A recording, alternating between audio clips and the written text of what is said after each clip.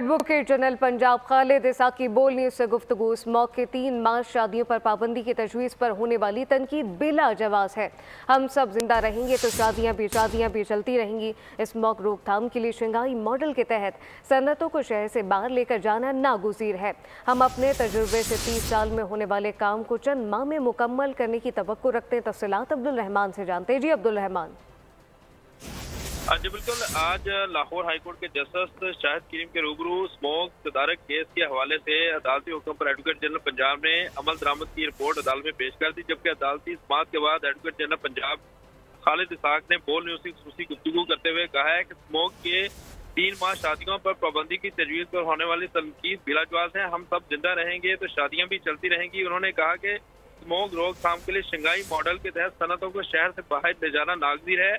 हम अपने तजर्बे से 30 साल में होने वाले काम को चंद माह में मुकम्मल करने की तवक्को रखते हैं। उन्होंने कहा कि पंजाब के शहरों में इलेक्ट्रिक बसें जल्द चलती दिखाई देंगी और जो तमाम पंजाब के जितने भी शहर हैं उनको उनका मास्टर प्लान जो है वो मुरतब करने के लिए इकदाम किए जा रहे हैं और इस हवाले से तमाम तर जो लाया अमल वो तय कर लिया गया है। जी अब्दुल रहमान, बहुत शुक्रिया। सब्सक्राइब करें और बेल दबाएं ताकि कोई खबर रह न जाए।